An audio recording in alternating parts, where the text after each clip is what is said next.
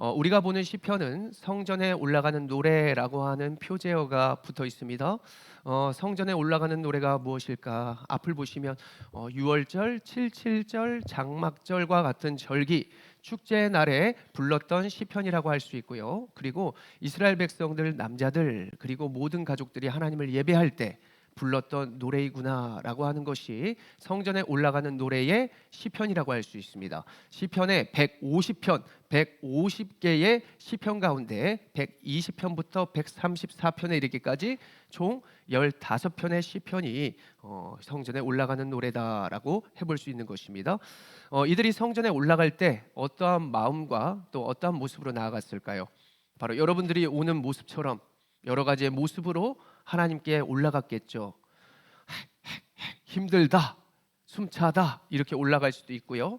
기쁨으로 내가 구원을 받았으니까 아버지를 배움나니라고 하면서 기쁨으로 박수치면서 노래 부르면서 휘파람을 부르면서 올라갔던 백성들도 있었을 것입니다.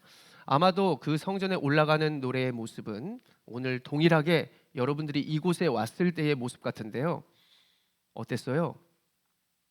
억지로? 아니면 감사함으로? 기쁨으로? 습관적으로? 여러 가지의 모습을 하나님께서 보셨을 것인데, 하나님이 보셨을 것인데, 여러분들 감사의 마음으로 성전에 오르고 하나님께 예배할 때 하나님께서 은혜와 축복을 여러분들의 삶에 더하여 주실 것을 믿으시기를 바랍니다. 하나님 아버지를 배울 때는 우리가 항상 어떤 기대감이 있잖아요. 하나님이 주시는 세배할 때도 그런 기대감이 있어요. 제가 세배할 때 새해 복 많이 받으세요라고 굉장히 짧게 하고 바로 봉투로 이게 눈에 가는 것이죠. 그러한 것들 하나님이 다 귀엽게 봐주십니다. 우리가 예배를 먼저는 감사로 드릴 때 하나님께서 축복을 준비하셨다가 축복을 주신다. 이 기대감이 또 성전에 올라가는 성도들에게 있었을 것입니다. 2025년도 설 명절을 시작하면서 여러분들의 가정이 더 복되고 잘되고 세상에서 오는 복이 아니라 하나님의 영원한 축복을 누리는 믿음의 가정이 되시기를 간절히 축원합니다. 자, 오늘 하나님이 우리와 우리의 가정에 무엇을 말씀하시는가? 시편 128편 1절의 말씀을 여러분들 눈으로 함께 보시죠. 1절이요. 같이 한번 한 목소리로 읽어봅니다. 시작. 여호와를 경외하며 그의 길을 걷는 자마다 복이 있도다. 아멘. 자, 말씀을 계속 보시면 여호와라고 하는 대상이 있습니다. 이것이 우리의 우상이에요. 우리의 우상은 누구? 하나님. 하나님께 어떤 행동을 하게 됩니다. 두 가지의 모습인데 경외한다는 행동과 그 길을 걷는다라고 하는 행동이 있습니다. 자, 먼저 하나님의 복은 이 세상에서 사람들이 만든 복과는 다른 거예요. 사람이 만든 복은 뭐예요? 제한되었습니다. 사람들이 만든 복은 뭐예요? 나와 동일한 사람이 만든 것입니다. 그 복은 영원할 수 없고요. 그 복은 우리의 필요에 딱 알맞게 채워질 수 있는 복이 될 수 없는 것입니다. 그런데 하나님께서 경외하고 그 길을 걸을 때 주시는 이 복은 원어로 마카리오스라고 하는 말이 쓰였는데 이것은 영원한 복을 의미하는 것입니다. 순도 99% 아니요 100% 그리고 안반수와 같은 그런 100%의 복이 우리에게 그대로 임하게 되는 것이 마카리오스 복이다라고 이해를 해볼 수 있습니다. 그렇다면 그 하나님이 주시는 복을 누리려면 무엇을 해야 하는가? 먼저 경외해야 한다라고 의미를 우리가 볼 수 있는 것이죠. 경외해야 한다. 경외는 우리의 행위와 우리의 마음 상태를 말하는 것인데 원어로 야레라고 하는 것이 경외입니다. 경외라는 것은 사실 두렵고 무섭다라고 하는 뜻을 가지고 있거든요. 자, 우리가 세상을 살면서 어때요? 내일이 어때요? 두려워요. 또는 무섭기 때문에 여러분들 밤에 다니지 않는 것입니다. 무섭기 때문에 CCTV 달아놓는 것입니다. 그리고 나를 그 두려움과 무서움 가운데 보호하기 위해서 여러분들 옷을 입는 것입니다. 추울까봐, 배고플까봐 먹는 것이죠. 그렇죠? 그것처럼 세상에서 오는 두려움은 우리가 세상을 이렇게 살도록 하는 것입니다. 숨도록, 때로는 내 결핍을 과하게 자랑하는 것으로. 이게 세상의 두려움이거든요. 그런데 하나님이 오늘 무엇이라 말하느냐? 세상에서 두려워하는 것이 아니라 하나님께 두려워하라라고 하는 것입니다. 도리어 거꾸로 세상에서 두려워서 너희가 피하고 보호하고 가식적으로 그 세상의 것으로 채우면서 살아가는 것이 아니라 하나님을 두려워함으로 청종하라. 하나님을 두려워하기 때문에 그 말씀을 더 듣는 것이다. 그때에 하나님의 마카리오스의 축복이 있다라는 것이죠. 영원한 축복을 받으려면 하나님 말씀 잘 들어야 되는 것이구나. 왜요? 하나님이 두렵기 때문에. 하나님이 세상보다 더 두려운 존재고 위험한 존재이기 때문에 우리가 그것을 신경 쓰고 그리고 그것에 민감하게 됨으로써 이 세상의 두려움을 이기게 되는 것이 마카리오스의 하나님의 축복 경외라고 하는 것입니다. 그렇다면 두 번째로 가기 전에 시편 110편 111편 10절의 말씀을 한번 보시죠. 이것이 경외에서 나타나는 모습인데요. 같이 시편 111편 10절의 말씀, 여러분들의 삶이 이렇게 되기를 원합니다. 읽겠습니다. 시작. 여호와를 경외함이 지혜의 근본이라. 그의 계명을 지키는 자는 다 훌륭한 지각을 가진 자이니 여호와를 찬양함이 영원히 계속되리로다. 아멘. 자, 지혜의 근본. 여러분들 지혜의 기본 첫 번째가 경외라고 하는 것이에요. 그 말씀을 잘 기억하는 것. 자조심해. 친구 잘 사귀어. 기본이에요. 차 조심하지 않으면 공부 잘해도 차 조심하지 않으면 끝입니다. 친구 잘못 사귀면 만남의 복이 흐트러지면 다 끝이에요. 아무리 잘 살고 아무리 잘생기고 똑똑하고 돈이 많아도 우리가 하나님을 경외하지 않으면 세상에서 누리지 못한다. 이것을 하나님께서 말씀하여 주시는 것이죠. 그러나 경외하면 여러분들이 하나님을 노래하고 기쁨으로 나가는 것이 영원함이로다. 자, 믿으시길 바랍니다. 자, 그 복으로 인해서 하나님을 찬양할 것인데요. 두 번째로 우리가 1절을 보시면 어떤 행동을 말해요? 그의 길을 걷는다. 따라해 봅니다. 그의 길을 걷는다. 그렇습니다. 길을 걷는다라는 표현은 두 가지의 의미가 있어요. 첫 번째로의 길은 여러분들이 오늘 오신 그 길이고, 두 번째로는 여러분들의 방법, 살아가는 방법을 길이라고 하는 것이죠. 예수님이 이 땅에 오셔서 이 세상의 길이 너무나 정신없고 분주하고 지저분하고 복잡한 것을 아시고 심플하게 말해주셨습니다. 내가 곧 길이다라고 말씀하셨습니다. 나한테로 와야 하고 나를 따라와야 되고 내가 했던 행동대로 살아가야만이 너희들이 인생을 제대로 살 수 있다. 참된 복을 영원히 누릴 수 있다라고 예수님이 이 땅에 오셔서 말씀하여 주신 것입니다. 여러분들 지난날에 학교를 갈 때에 여러 학교들을 거쳐 오셨을 거예요. 지금 학교 다니는 친구들도 있을 것이고요. 그러면 그 학교를 가는 것이 목적입니다. 근데 그 목적에 갈 때에 여러분들 어떤 길로 가십니까? 안전한 길로도 가겠지만 대부분 어때요? 여러분들 직장 가는 길 피곤하니까 잠 좀 더 자고 밥 좀 먹고 그렇게 가려다 보면 어떻습니까? 분주하잖아요.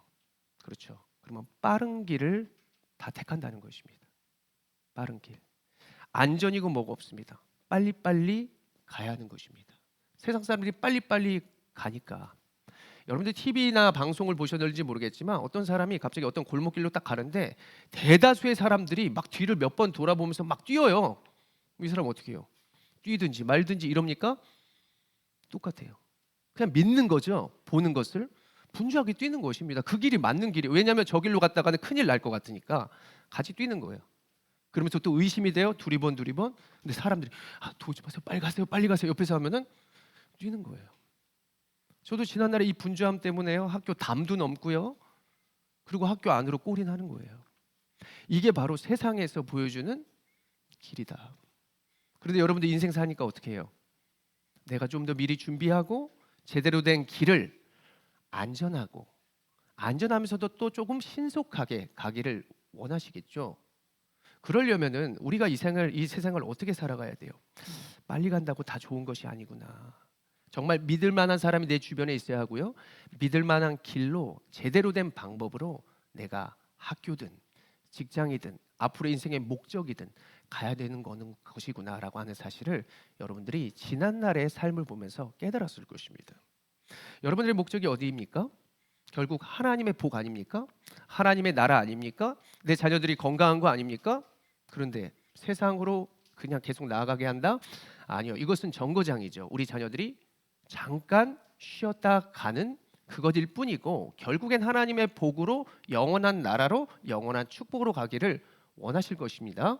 그렇다면 우리가 오늘의 말씀을 더욱더 집중하면서 그 길을 우리가 다시 한번 보기를 원합니다. 2절의 말씀, 그 길에 어떠한 부분을 2절에 또 말씀하시는가 같이 읽어봅니다. 시작.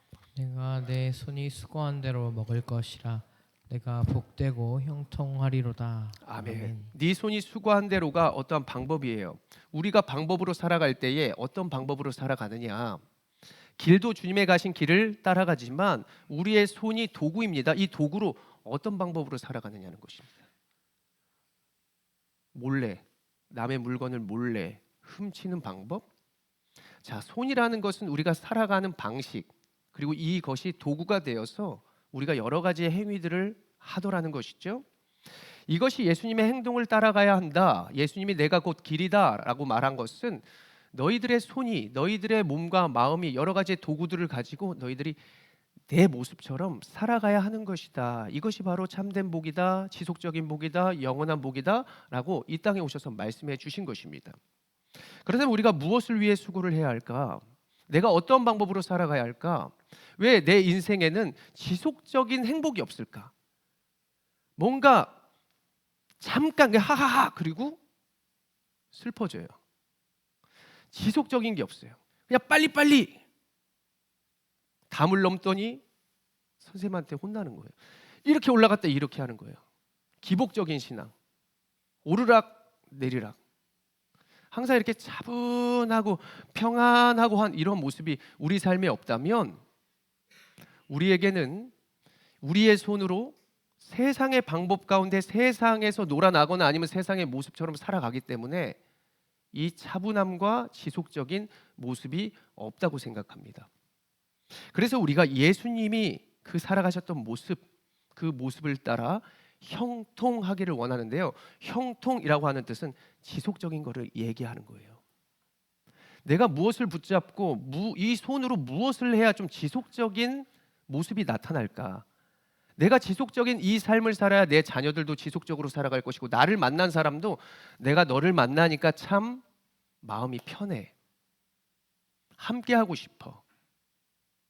함께하고 싶은 대상이 지속적인 그 참된 복 안에 거하여야만 사람들도 우리의 가정들도 복을 지속적으로 누릴 수 있다는 사실을 여러분들 꼭 기억하셔야 합니다. 이 기억을 가지고요, 우리 예수님의 행동을 봐야 합니다. 예수님이 이 땅에 오셔서 자신의 손과 발과 시선과 모든 것들로 어떠한 행동을 하셨는지, 어떠한 길이 되어 주셨는지를 우리가 잠시 한번 살펴보겠습니다. 제가 많이 준비했어요. 잘 보세요. 여러분들이 하는 행동도 있을 수 있고요, 하고 싶은 것일 수도 있고요, 아니면은 이제 여러분들이 해야 될 몫일 수도 있습니다. 자, 예수님이 하신 일 첫 번째로는 세례, 따라합니다. 세례. 세례 받으셨어요? 세례 받으셨고요. 자, 두 번째로 시험을 말씀으로 이기셨고요. 세 번째로는 천국 복음을 전파하셨고요. 그리고요, 하나님께 영광 돌리라고 하셨고 영광 돌리셨고요. 하나님을 사랑하라 하시고 이웃 사랑을 실천하라 하셨고요. 그리고 기도하셨고요. 기도를 가르쳐 주셨고요. 십자가에서 죽기 전에 또 기도하셨고요. 모든 일을 하기 전에 기도하셨어요. 그리고 예수님이 하신 일은 구제하셨고요. 하늘에 보물을 쌓으셨어요. 땅이 아니라 하나님께 쌓으셨어요. 그리고 여덟 번째로는요, 좁은 길로 나아가셨어요. 아홉 번째로는요, 제자들을 부르시고 그리고 양육하셨어요. 계속해서 가르치려 하셨어요. 그리고 열 번째로 하나님을 경외하셨어요.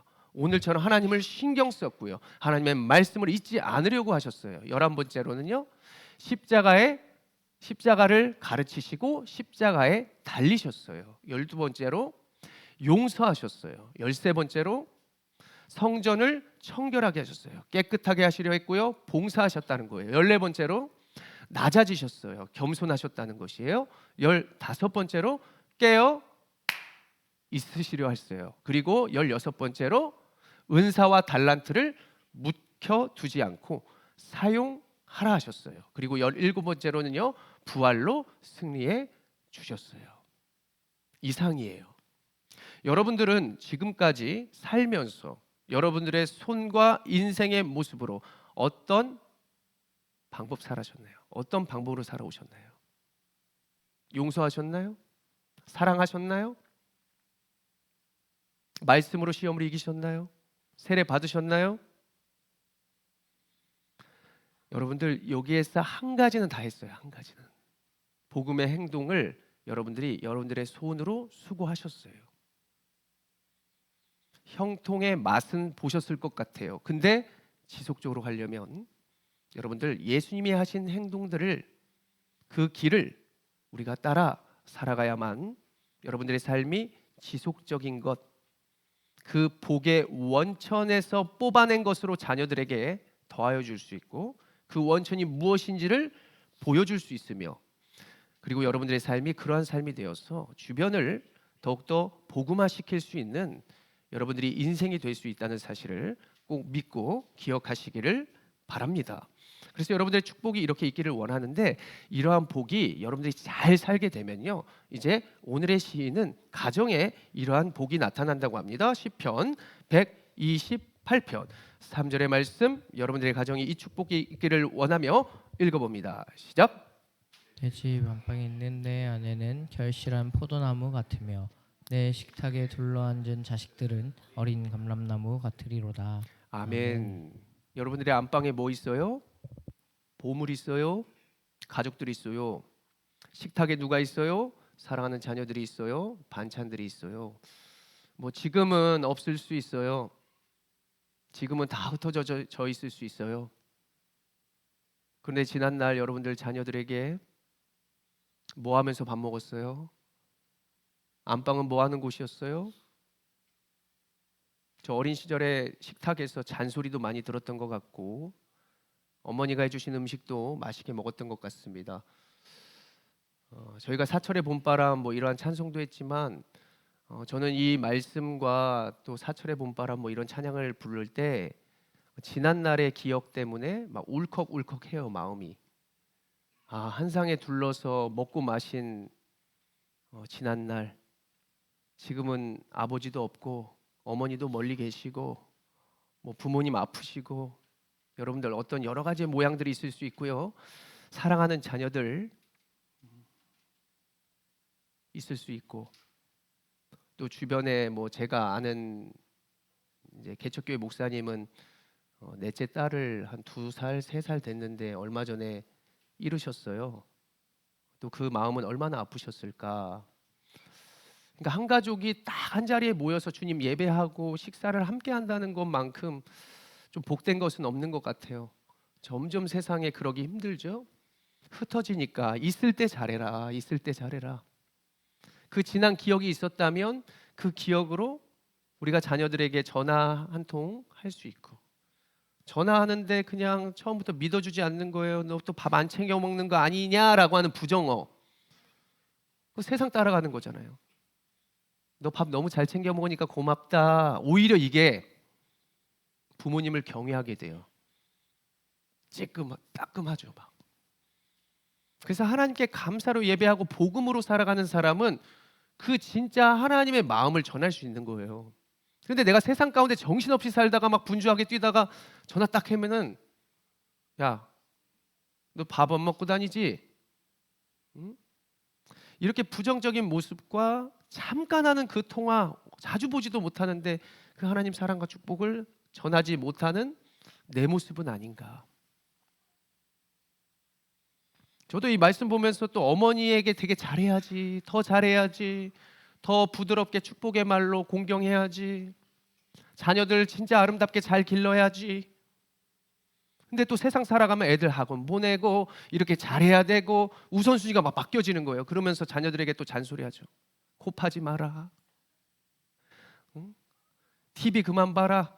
스마트폰 그만은 봐야 되지만 조금만 보고 우선순위가 무엇인지를 진짜 안아주면서 사랑하면서 이렇게 전할 수 있고 주변에 자녀들도 하나님의 자녀들로 보이고 주변의 부모들도 하나님께 생각하시는 주변의 어른들로 보이고 모든 것들을 복음적으로 행동하게 하는 것이 예수님이 보여주신 행동이다라고 말해볼 수 있습니다. 제가 금요일 날 예배 때도 말씀을 드렸지만 제가 지난주에 목요일 날 저녁에 전화 한 통화 걸려왔어요. 목사님이시죠? 누구시죠? 저는 고시원에 사는 사람인데 일자리도 없고 배고파서 교회에 갔는데 교회에 아무도 없는 것 같아서 전화했습니다. 제가 1시간 안에 갑니다. 밖에 나와 있어서요. 그래서 제가 그때 새벽부터 늦게까지 이제 여러 사람들도 만나고 일들이 있었어요. 근데 이제 제가 그분 때문에 교회 온다 하니까 저 이미 병점역 고시원에 왔습니다.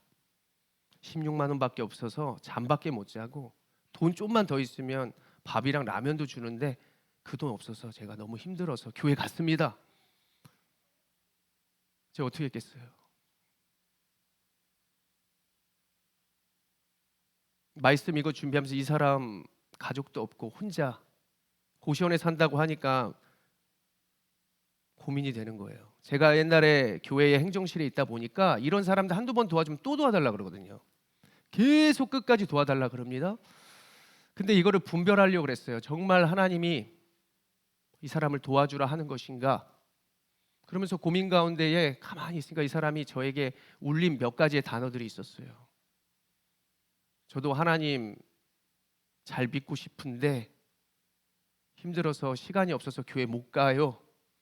이런 몇 가지의 단어들이 제 가슴을 치면서 제가 어떻게 도와드리면 되겠습니까? 하니까는 계좌번호 알려드릴 테니까 좀 그 라면이랑 밥 사 먹을 돈 좀 주십시오. 그래서 돈을 붙여주면 이 늦은 시간에 돈을 어떻게 뽑아요? 그러니까 체크카드를 해서 그 입금해 주시면 긁을 수 있다는 것이죠. 그래서 알겠습니다.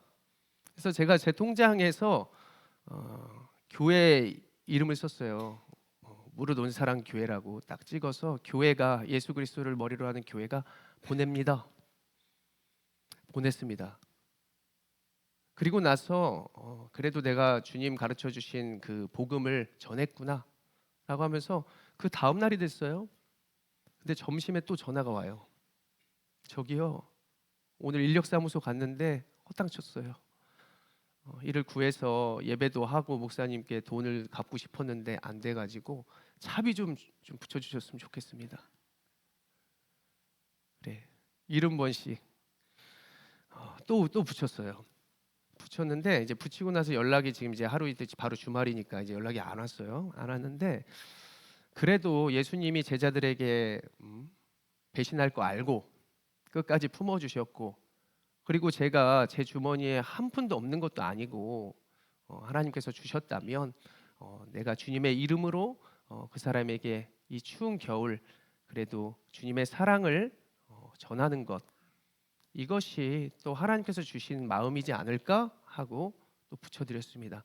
교회 이름으로 붙였고 했는데 제가 예수님이라고 붙일 거를 제가 좀 잘못했어요. 다음에 이제 좀 하면은 큰 돈도 아니고 제가 이제 적은 식사 한 끼 대접한다 그러니까 계좌만 지금 돈만 붙여달라고 계속 이분 하시는데 제가 이분한테 진짜 예수님처럼 행동할 수 있게 하나님이 좀 만나게 해주시면 좋겠다라는 생각을 해봐요. 이곳에 오니까 제가 뭐 노숙자분들에게 붕어빵도 얻어먹고 또 그런 분들을 통해서 사랑도 전하고 굉장한 놀라운 일들도 많이 경험하게 되는데요. 여러분들도 인생을 살아가면서 하나님이 분명히 여러분들에게 원하시는 것이 있고요. 그리고 예수님의 이름으로 주님 하신 그 행동을 따라서 하라고 할 기회를 주셔요. 근데 그 기회를 잡고 기회로 여러분들이 분명한 모습으로 나아가면 저는 그 기회를 통해서 하나님의 영원한 축복을 여러분들의 삶과 가정 위에 저는 더하여 주시리라고 생각합니다. 너희는 먼저 그의 나라와 의를 구하라 하셨잖아요. 그 모습으로 나아갈 때 우리의 모습이 이게 실체적으로 내가 살게 되고 그 실체적인 모습이 우리 가장 가까운 주변의 가족들과 또 모든 영혼들에게 영향을 끼치게 된다는 사실을 여러분들 꼭 기억하시기를 바랍니다. 오늘 성전을 오르며 이렇게 주의 길을 걸어가는 사람에게는 어떻게 해요? 배우자에게 아내라고 나와 있지만 우리가 남편들도 한번 생각해 봅시다. 아내가 배우자가 결실한 포도나무 같이 되어진다라고 말씀합니다. 여러분들 포도는 그 당시에 상처를 치유했을 때 쓴 그러한 열매거든요. 그런 과일이에요. 그리고 축제 때마다 기쁠 때마다 먹었던 것이 포도주였습니다. 그러니까 이렇게 기쁠 때마다 함께할 사람, 그리고 언제나 축복이 있을 때마다 있는 그 사람이 네 아내가 될 것이야. 풍성함을 의미하는 열매가 너의 배우자가 될 것이야 라고 하는 복을 주신다는 것이고요. 밑에는 감람나무, 올리브나무라고 해볼 수 있는데요. 이 열매 역시도 상처를 치유할 때, 회복할 때 썼던 열매이고요. 이 기름으로 말미암아 먹고 마시는데 사람들에게 유용하게 쓴 그러한 나무가 올리브 그리고 감람나무입니다. 이 감람나무로 제가 일부 예배 때 말씀 못 드렸는데, 감람나무로 성전을 짓는 재료로, 도구로 썼다는 거예요. 특별히 우리의 자녀들, 이스라엘은요 저기에 튼튼한 감람나무 중에 잘 뿌리 내린 튼튼한 그 뿌리를 가지고 무엇을 만들었느냐? 지도자들의 지팡이, 목자들의 막대기를 만들었다 그래요. 자, 우리의 어린 자녀들, 여러분들의 후손들 자녀들이 내가 하나님께 영광스럽게 나아가고 성전을 기쁨으로 올라갈 때에 하나님이 주신다는 축복이 무엇이냐? 우리의 자녀들이 성전을, 하나님의 영광을 세우는 도구들, 그리고 세상을 다스리는 지팡이, 막대기가 된다는 사실. 그렇게 됐으면 좋겠죠. 그렇죠. 자, 그렇게 된다고 생각하시는 분 따라합니다. 아멘. 아멘. 네. 세상에 공부 잘하고 똑똑하고 여러 가지의 그런 세상의 것보다 더 중요한 것이 하나님을 경외함. 진짜 하나님 만나서 하나님께서 허락하시는 복을 우리뿐만이 아니요 우리의 배우자와 사랑하는 자녀들이 누리기를 간절히 축원합니다. 이렇게 성전에 오르는 자들에게 하나님이 복을 주신다고 약속하시는데, 저는 우리가 앞으로 더욱더 이렇게 살기를 원합니다. 골로새서 2장 6절부터 7절까지 말씀이요. 2장 6절부터 7절 읽겠습니다. 시작.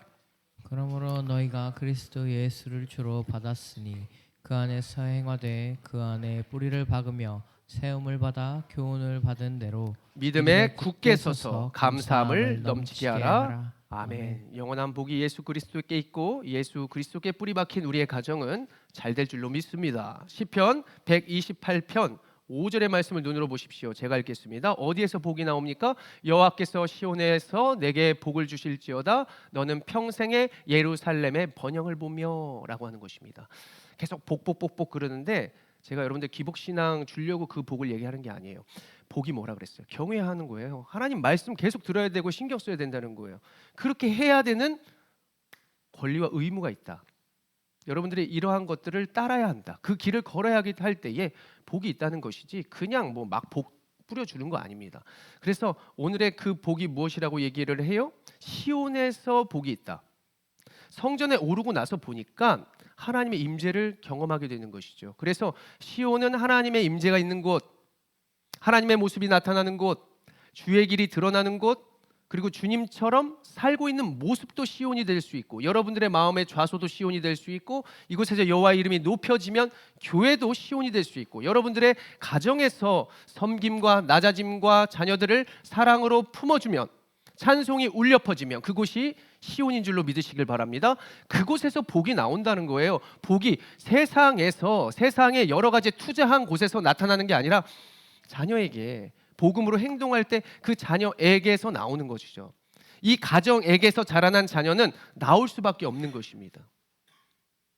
근데 이 교회에서, 이 가정에서, 그리고 하나님을 예배한다는 곳에서 성전 나아가는 길에서 불평하고 짜증내고 세상에 그 뭐 골프 치러 가고 놀러 갈 때는 아침 일찍 나오면서 교회에 나오는 거 너무나 힘들어요. 이거는 회개해야 돼요. 자녀들에게 사랑한다 그러면서 잔소리하고 세상의 방법으로 덮어 씌운다? 회개해야 돼요. 정말 예수님이 어떻게 하셨을까? 제자들을 어떻게 하셨을까? 그리고 용서하지 못할 자들을 어떻게 하셨을까? 기도할 수 없는 상황에도 바위 밑에서 어떻게 하셨을까? 이런 것들을 계속해서 말씀으로 묵상하고 내 마음에 되뇌이면서 가정으로 향해야죠. 퇴근길에 이러는 거예요. 우리의 자녀랑 아내는 나보다 더 편하게 있었으니까, 이게 세상에 주는 생각이에요. 저도 그랬거든요. 자녀들을 나보다 더 잘 살게 하기 위해서 나 잔소리할 거야. 넌 아빠랑 너무 비슷하니까 너는 좀 이렇게 쓰면 좋겠어. 이게 계속 복음이 아니라 이 세상에서 오는 경외, 세상의 두려움, 여기서 자녀들에게 입술로 미사일이 나가는 것이죠. 배우자에게 나가는 것이죠. 자주 보지 못하는, 내일 못 볼 수 있어요. 그런 자녀에게 왜 우리가 그런 말밖에 못할까요? 세상의 방법으로밖에 못할까요? 하나님의 말씀을, 하나님을 경외하지 않아서입니다. 사랑하는 여러분, 저는 하나님의 영원한 복을 여러분들이 누리기를 소망합니다. 그러기 위해서 우리가 무엇을 해야 한다 했어요? 하나님 경외하라. 주의 길을 걸어라. 주의 방법으로 살아라. 그래야 어떻게 된다?